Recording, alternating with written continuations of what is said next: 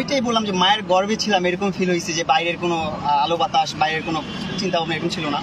কিন্তু ভিতরের যে ডিসিপ্লিনটা আপনারা বাইরে থেকে যেটা অনুভব করেন, ফিল করেন, ভিতরে কিন্তু ওইরকম না। ভিতরে কিন্তু একদম ইজি, ভিতরে সব কিছু আছে, আপনি সব কিছু করতে পারবেন, ভিতরে সব লিগেল করতে পারবেন, ইলিগেল কোনো কিছু করতে পারবেন না।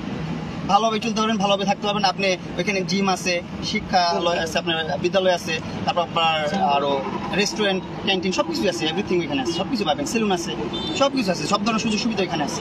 আসলে খাওয়া দাওয়া হচ্ছে যে একটা সরকারি খাবার, তো সবার জন্য একটা খাবার বরাদ্দ থাকে, খাবারটা অবশ্যই মানসম্মত ভালো। আমি একটু খাবার নিয়ে নকরা করি, এইটাই আমার দিক থেকে প্রবলেম, কিন্তু খাবার দিক থেকে কোনো প্রবলেম না। খাবার খুবই ভালো ছিল অ্যান্ড আলহামদুলিল্লাহ ভালো আছি, আমি ভালো ছিলাম। আর এইবারের ঈদটা আমার জীবনের স্পেশাল ঈদ ছিল, কারণ এখন আমার বয়স 20 হলো, 20 আমি 2004। তো যাই হোক, এই প্রথম ঈদ যেটা আমি জেলখানায় কাটালাম, আর এত স্পেশাল ছিল যেটা আমি বলে প্রকাশ করতে পারবো না। জেলা সাহেব, তারপর সুপার সাহেব যারা ছিলেন অফিসাররা, তারা খুবই আন্তরিক মানুষ, অ্যান্ড যারা ওইখানে আইনগত মানুষ সবাই খুবই আন্তরিক মানুষ, খুবই সাপোর্ট করছে আমাকে, খুবই উৎসাহিত করছে আমাকে। অ্যান্ড ওইখানে মনোচর্চার অনেক ভাইরা ছিল, রকি ভাই ছিল, ওনারা আমাকে খুব সাপোর্ট করছে। ঈদের দিনে আমি একটা ডান্স প্রোগ্রাম করছি, আপনারা হয়তো দেখছেন কিনা, ভাইরাল হয়েছে মনে হয়, জানি না আমি।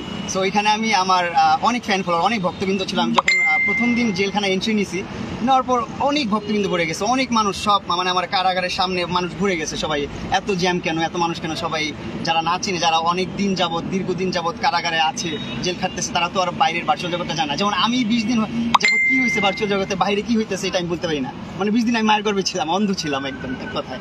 তো ওই রকমই অনেকে অনেক কিছু জানে না। তো তারা দেখে বলতেছে মামুন কে, তাদের দেখে তারাও আমার ভক্ত হয়ে গেছে, তারাও আমার ভালোবাসা শুরু করলো। প্রথম তো ভক্ত ছিল না, তো ঈদের দিন যখন পারফরমেন্স করলাম, ডান্স করলাম, আমার প্রতিভাটা আমি তুলে ধরলাম যে আমি কিছু পারি, দেখাইলাম, তখন যারা আমাকে না চিনতো, শুধু নাম জানতো, তারাও এখন আমার ফ্যান, ওইখানে তারাও আমাকে ভালোবাসে।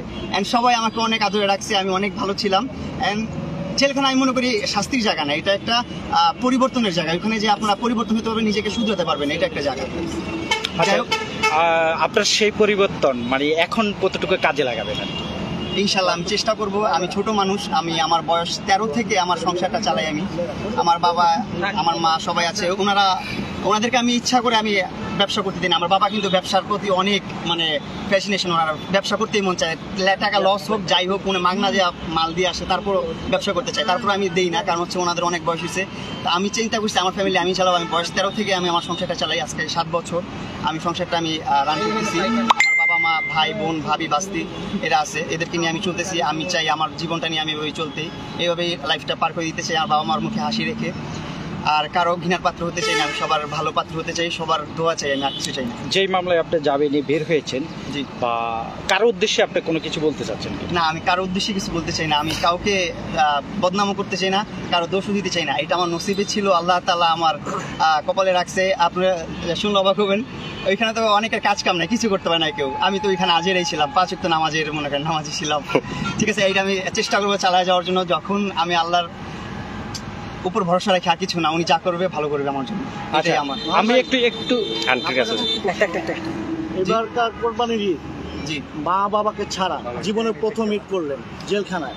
মা বাবাকে নিয়ে তো জন্মের পর সব ঈদগুলোই করছি, এটাই বললাম। মা বাবাকে নিয়ে জন্মের পর সবগুলো ঈদ করছি, কিন্তু এইটা একটু ডিফারেন্ট ছিল। এটা একটু জেলখানার যে বন্দি মানুষগুলো আছে তাদেরকে নিয়ে করছি।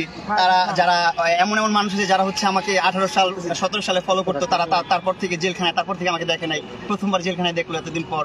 তাদেরকে নিয়ে উৎসব করছি, ঈদ করছি, ভালো লাগছে, খারাপ লাগে নাই অতটা। উৎসবের মধ্যে বাবা মার কথা, বাবা মাকে তো অবশ্যই মিস করছি, তাদের জন্য চোখের অশ্রু মনের অজান্তেই চলে আসছে চোখ দিয়ে। এগুলার বলে প্রকাশ করার তো কিছু নাই। মা বাবার জন্য সবসময় একটা সফট কর্নার মনের অন্তরস্থলে থাকে।